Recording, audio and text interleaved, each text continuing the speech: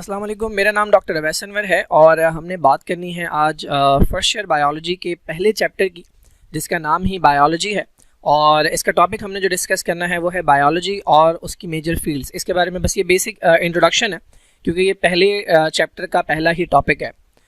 तो ये page number है बुक का, पेज नंबर 3। बायोलॉजी की डेफिनेशन की अगर हम बात करें तो इससे पहले आपने जो बायोलॉजी पढ़ी थी वो चैप्टर नंबर 9 के अंदर, चैप्टर नंबर कह रहा हूँ, क्लास 9 में पढ़ी थी।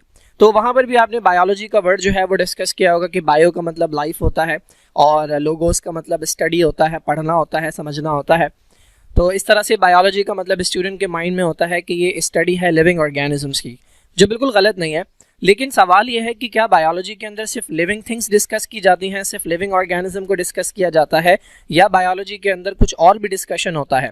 तो अगर आपने गौर किया हो तो आप बायोलॉजी के अंदर ही पढ़ते हैं अबाउट वाटर, आप बायोलॉजी के अंदर ही पढ़ते हैं अबाउट एयर, अबाउट सॉइल, आप बायोलॉजी के अंदर पढ़ते हैं छोटे छोटे मॉलिक्यूल्स के बारे में। फॉर एग्जाम्पल, वाटर एक मॉलिक्यूल है, कार्बन डाइऑक्साइड एक मॉलिक्यूल है, ऑक्सीजन एक मॉलिक्यूल है। ये सारी वो चीज़ें हैं जो नॉन लिविंग थिंग्स हैं। तो क्यों आप बायोलॉजी के अंदर इनके बारे में डिस्कशन करते हैं? तो इससे हमें पता ये लगा कि डेफिनेशन एक्चुअली ये होनी चाहिए कि बायोलॉजी स्टडी ऑफ लाइफ है, लेकिन स्टडी ऑफ लिविंग थिंग्स नहीं है। सिर्फ biology study of living things है और साथ में वो तमाम नॉन लिविंग थिंग्स जो एसोसिएटेड होंगी लाइफ के साथ। हर वो चीज़, हर वो नॉन लिविंग थिंग जिसका ताल्लुक कहीं ना कहीं लाइफ के साथ होगा, कहीं ना कहीं लिविंग ऑर्गेनिज्म के साथ होगा, उसे भी आप स्टडी करेंगे बायोलॉजी के अंदर। ना सिर्फ लिविंग थिंग्स बल्कि नॉन लिविंग थिंग्स भी। तो अगर हम हवा की बात करें तो हवा के अंदर जितने भी पार्टिकल्स हैं वो नॉन लिविंग है, सारी गैसेस नॉन लिविंग है, वाटर के वेपर्स नॉन लिविंग है, but still we discuss about air in biology. क्यों? क्योंकि इसका ताल्लुक लिविंग ऑर्गेनिजम्स के साथ है, ऑक्सीजन का ताल्लुक लिविंग ऑर्गेनिज्म के साथ है, कार्बन डाइऑक्साइड का रिलेशन लिविंग ऑर्गेनिज्म के साथ है। सिमिलरली वाटर एक नॉन लिविंग सब्सटेंस है। वाटर बिल्कुल जो है वो एक सिंपल सा मॉलिक्यूल है जिसके अंदर कोई लाइफ नहीं है, बट स्टिल वाटर को हम बायोलॉजी के अंदर डिस्कस करते हैं क्योंकि वाटर जो है वो बहुत ज़्यादा रिलेटेड है। 70-80% बॉडी जो है हमारी वो वाटर से बनी होती है। तो बायोलॉजी के बारे में ये कह सकते हैं कि ये स्टडी है लिविंग ऑर्गेनिज्म की और उन तमाम नॉन लिविंग थिंग्स की जो कहीं ना कहीं एसोसिएटेड होती हैं, कहीं ना कहीं रिलेटेड होती हैं लाइफ के साथ, लिविंग ऑर्गेनिज्म के साथ, जिंदगी के साथ। अच्छा, जितने भी ऑर्गेनिज्म डिस्कवर हुए थे इनिशियली साइंटिस्ट ने क्या किया, उन्हें दो डिविजन्स के अंदर डिवाइड कर दिया, दो ग्रुप्स के अंदर रख दिया। एक को कहा प्लांट्स हैं और एक को कहा एनिमल्स हैं। तो ये इनिशियली ऑर्गेनिज्म को दो किंगडम्स के अंदर डिवाइड किया गया था, प्लांट्स और एनिमल्स। किसको प्लांट कहा था, किसको एनिमल कहा था? कि भाई हर वो ऑर्गेनिज्म जो ऑटोट्रॉफिक होगा, अपना खाना खुद बनाता होगा, उसे प्लांट कह दिया, और हर वो ऑर्गेनिज्म जो हीटरोट्रॉफिक होगा, अपना खाना खुद नहीं बनाता होगा, उसे इन्होंने एनिमल कह दिया। फिर दूसरा पॉइंट ये था कि भाई एनिमल्स वो हैं, एक तो ये हीटरोट्रॉफिक हैं, प्लस इनके पास ना क्लोरोफिल होगा ना इनके पास सेल वॉल होगी, जबकि प्लांट्स के पास जो है वो क्लोरोफिल होगा और सेल वॉल होगी। तो इनिशियली बस ये दो ग्रुप्स बनाए गए थे। फिर इसमें मसाइल आने लगे। तो मैं बताना ये चाह रहा हूँ कि ये जो दो ग्रुप्स थे, फिर इनकी जो स्टडी होती थी उनके लिए स्पेशल ब्रांचेस होती थी। फॉर एग्जांपल, प्लांट्स को जो स्टडी किया जाता था, यानी जिन मेंबर्स को भी प्लांट वाले किंगडम में रखा था उनकी स्टडी को कहते थे बॉटनी, और जिनको भी एनिमल वाले किंगडम के अंदर रखा था वो कहलाती थी जूलॉजी। ये टॉपिक हम चैप्टर नंबर 5 के अंदर दोबारा डिस्कस करेंगे। ये जो दो किंगडम की क्लासिफिकेशन है, या मैं आगे जाके दिखाता हूँ 5 किंगडम की क्लासिफिकेशन। तो अभी मैं बेसिक इंट्रोडक्शन दे रहा हूँ। तो अब ये दो किंगडम की जो क्लासिफिकेशन हुई थी, फिर इसके अंदर इश्यूज आने लगे, क्योंकि बहुत सारे ऑर्गेनिज्म ऐसे थे कि जो ना तो कम्प्लीटली प्लांट से मैच करते थे, ना कम्प्लीटली एनिमल से मैच करते थे। बहुत सारे ऑर्गेनिज्म ऐसे थे कि जो जिनके फीचर्स जो हैं वो इन दोनों से बिल्कुल ही नहीं मिलते थे, फिर भी इन्हें किसी न किसी एक किंगडम के अंदर रखा गया था। उसके बाद जो है वो क्लासिफिकेशन चेंज हुई और दो किंगडम से कर दिए गए 5 किंगडम।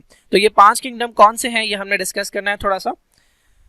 ये हमारे पास 5 किंगडम है। ये एग्जैक्ट सेम टॉपिक जो है ये चैप्टर नंबर 5 जो वायरस वाला चैप्टर है आपके बुक का, उसके अंदर हम दोबारा पढ़ेंगे। तो फिलहाल से मैं बेसिक ओवरव्यू दे रहा हूँ। तो पहला किंगडम जो है उसका नाम है किंगडम प्रोकैरियोटी, जिसका पुराना नाम है मोनरा। पहले इसका नाम मोनरा था, बाद में इसका नाम किंगडम प्रोकैरियोटी रख दिया गया। इसमें सारे आते हैं प्रोकैरियोट्स। अब ये प्रोकैरियोट्स कौन है? चैप्टर नंबर 4 के अंदर आप पढ़ेंगे कि जब आप सेल को देखते हैं तो इंसानों का सेल उठाकर देखेंगे तो आपको नजर आएगा इसमें ये सेल मेम्ब्रेन है, और उसके बाद ये न्यूक्लियस है। ये न्यूक्लियस की मेम्ब्रेन है, ये प्रॉपर न्यूक्लियस की मेम्ब्रेन है, यानी न्यूक्लियस जो है वो बाकी सेल से बिल्कुल सेपरेट है। जबकि अगर आप बैक्टीरिया का सेल उठाकर देखेंगे तो आपको ये सेल मेम्ब्रेन तो नजर आएगी। अच्छा, न्यूक्लियस के अंदर आपको पता है हमारा डीएनए होता है, तो ये डीएनए है। ये बैक्टीरिया का सेल है और ये उसका डीएनए, तो कहीं पर भी आपको न्यूक्लियस अलग से नजर नहीं आ रहा। ये मेन डिफरेंस होता है एक प्रोकैरियोटिक सेल के अंदर और एक यूकैरियोटिक सेल में। ये सेल के जिसके अंदर प्रॉपर सेपरेट न्यूक्लियस होता है, बिल्कुल वेल फॉर्म न्यूक्लियस होता है, ये तमाम सेल कहलाते हैं यूकैरियोटिक सेल, और जिसके अंदर ये होगा वो कहलाएगा यूकैरियोट। तो बैक्टीरिया और साइनोबैक्टीरिया के अलावा जितने भी ऑर्गेनिज्म हैं, सारे के सारे फंजाई, इंसान, एनिमल्स, प्लांट्स, ये सारे के सारे यूकैरियोट्स हैं। जबकि बैक्टीरिया और साइनोबैक्टीरिया का सेल इस तरह का होता है तो उन्हें हम प्रोकैरियोट्स कहते हैं। और भी डिफरेंसेस हैं, चैप्टर 4 में डिस्कस करेंगे। तो पहले किंगडम के अंदर वो आते हैं कि जिनके पास प्रोकैरियोटिक सेल होता है, यानी जिन्हें आप प्रोकैरियोट्स कहते हैं।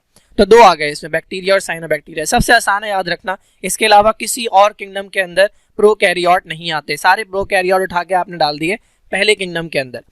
अब इन चारों के अंदर बच गए कौन? यूकैरियोट्स। चारों के अंदर यूकैरियोट्स हैं। यहाँ पर भी यूकैरियोटिक है, यहाँ पर भी लिखा बनी है इसमें, यहाँ पर भी यूकैरियोटिक है, यहाँ पर भी यूकैरियोटिक है, ये भी यूकैरियोटिक है। तो अब इनके दरमियान फर्क कैसे करें? तो देखिए, सबसे पहले हम पढ़ते हैं किंगडम प्लांटे को निकाल देते हैं। किंगडम प्लांटे के अंदर पहली बात तो वो मेंबर्स आएंगे जो यूकैरियोटिक होंगे। उसके बाद कौन आएंगे? जो मल्टी सेलुलर होंगे। सारे के सारे मेंबर्स जो प्लांट किंगडम के अंदर हैं वो मल्टी सेलुलर है, यानी कोई भी ऐसा मेंबर नहीं है जो यूनिसेलुलर हो, एक सेल वाला कोई नहीं है। हर प्लांट ऐसा आपको मिलेगा, हर मेंबर ऐसा मिलेगा जिसके अंदर एक से ज्यादा सेल है।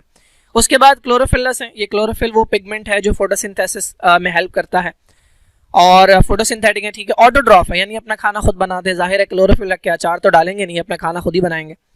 अच्छा, उसके अलावा इनके पास सेल वॉल है, और किस चीज की बनी हुई है? सेलुलोज की, ठीक है। ये चैप्टर 4 के अंदर हम डिस्कस करेंगे सेल वॉल का स्ट्रक्चर। फिलहाल इतना याद रखना आपके लिए काफी है। ये कुछ एग्जाम्पल दी हुई है। तो जो भी ऑटोट्रॉफ था, ठीक है, मल्टी सेलुलर था और ऑटोट्रॉफ था, उसे आपने उठाकर डाल दिया किंगडम प्लांटे के अंदर, ठीक है। अब बच गए ये तीन किंगडम। तो अब जरा गौर करें, किंगडम एनिमेलिया और किंगडम फंजाई के अंदर कौन आ रहा है? सबसे पहला पॉइंट देखिए, नॉन क्लोरोफिलस।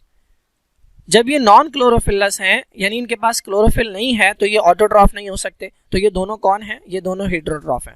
फंजाई के अंदर भी हेटेरोट्रॉफ आते हैं और एनिमल्स के अंदर भी हेटेरोट्रॉफ आते हैं। फर्क कहाँ पर आएगा? एनिमल्स के अंदर जो मेंबर आते हैं उनके पास सेल वॉल नहीं होती। फंजाई के अंदर जो सेल वॉल जो मेंबर्स आते हैं उनके पास सेल वॉल होती है, लेकिन वो सेलुलोज की नहीं बनी होती। प्लांट्स में सेलुलोज की थी, इनके पास काइटिन की बनी होती है। काइटिन बेसिकली प्रोटीन और कार्बोहाइड्रेट का एक मिक्सचर होता है। ये पॉइंट हो गया। एक पॉइंट ये है जो डिफरेंशिएट करता है एनिमल्स को और फंजाई को। दूसरा पॉइंट देखें, ये जो हेटेरोट्रॉफ हैं, ये दोनों हेटेरोट्रॉफ हैं, एनिमल भी और फंजाई भी, लेकिन फंजाई को हम कहते हैं दे आर एब्जॉर्प्टिव हेटेरोट्रॉफ, जबकि जो एनिमल्स हैं इन्हें हम कहते हैं दे आर इंजेस्टिव हेटेरोट्रॉफ। क्या फर्क है? देखिए, एनिमल्स क्या करते हैं, पहले इनका खाना जो है इनकी बॉडी के अंदर जाता है और फिर अंदर जाने के बाद वो छोटे छोटे टुकड़ों में तोड़ा जाता है। हम भी ऐसे ही करते हैं, एनिमल्स हैं हम भी। तो हम पहले खाना खाते हैं, यानी वो साबुत पीस जो है वो हम अपनी बॉडी के अंदर लेकर आते हैं और उसके बाद उन बड़े बड़े पार्टिकल्स को छोटे छोटे पार्टिकल्स में तोड़ा जाता है। तो इसको हम कहते हैं इंजेस्टिव हेटेरोट्रॉफ। फंजाई ऐसा नहीं करते। फंजाई क्या करते हैं, अगर ये फूड है तो पहले इसे तोड़ेंगे, अभी ये बॉडी के अंदर नहीं गया, पहले इसे तोड़ेंगे, ऐसे एंजाइम रिलीज करेंगे इसके ऊपर जो इसे डाइजेस्ट कर देंगे, और जब ये डाइजेस्ट हो जाएगा उसके बाद ये फंगस का हाइफा है, ये इसे एब्जॉर्ब कर लेगा। That is why they are known as absorptive heterotroph. तो 4 किंगडम्स हो गए। अब मजे की बात क्या है, हर वो ऑर्गेनिज्म जो इन चारों किंगडम के अंदर नहीं आ सकता।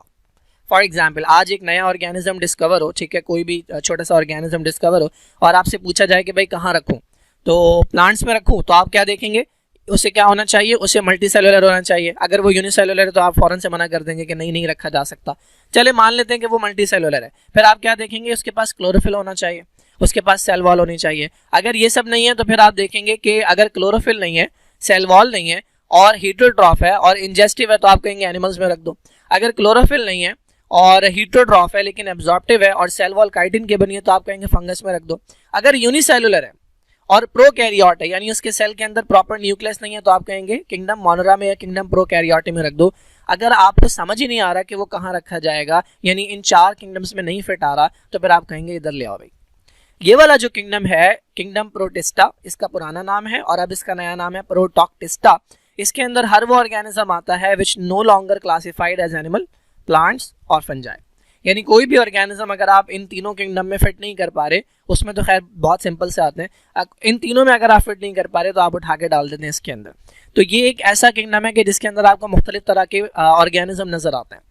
इसमें कुछ ऐसे हैं जो प्लांट्स की तरह के हैं, ठीक है, लाइक यूग्लिना। इसके अलावा एल्जी का नाम आपने सुना होगा। ये प्लांट्स की तरह के ऑर्गेनिज्म होते हैं जो ग्रीन होते हैं, फोटोसिंथेटिक होते हैं, लेकिन ये पानी में रहते हैं जबकि प्लांट ज़मीन पे रहते हैं। कुछ इसके अंदर ऐसे हैं जो एनिमल्स की तरह के हैं, लाइक प्रोटोजोआ के अंदर आते हैं पैरामीशियम, अमीबा आता है, प्लाज्मोडियम आता है। और इसके अलावा कुछ ऐसे हैं जो फंजाई की तरह के हैं। फंजाई की तरह में जिम्नोमाइकोटा और रूमाइकोटा, ये चैप्टर नंबर 7 के अंदर हम डिटेल में डिस्कस करेंगे। तो ये बेसिकली डिविजन्स हो गए हमारे पास, जिसे हम कहते हैं 5 किंगडम क्लासिफिकेशन। अभी यही जो है वो चलती है और ये हम दोबारा डिस्कस करेंगे चैप्टर नंबर 5 में और थोड़ा सा डिटेल के अंदर और थोड़ा सा तरीके से। अच्छा, अब इतने सारे ऑर्गेनिज्म जब आ गए, इतने सारे, क्योंकि आपको पता है बहुत सारे मिलियंस ऑफ ऑर्गेनिजम्स हैं जो डिस्कवर हो चुके हैं। ये हमारे पास नंबर दिया है इसी पेज के ऊपर, 1.5 मिलियन स्पीशीज जो है लिविंग ऑर्गेनिज्म की वो डिस्कस हो चुकी हैं। तो बायोलॉजी के अंदर आप सिर्फ ये डिस्कस नहीं करते कि कौन प्लांट है कौन एनिमल, आप उसका स्ट्रक्चर भी डिस्कस करते हैं, आप उसका फंक्शन भी डिस्कस करते हैं, आप उसके अंदर बहुत ज़्यादा डिटेल में जाते हैं। तो अब इतनी ज़्यादा डिटेल के अंदर जब बायोलॉजी डिस्कस करनी है तो आपके पास कुछ स्पेशलाइज्ड ब्रांचेज आती हैं।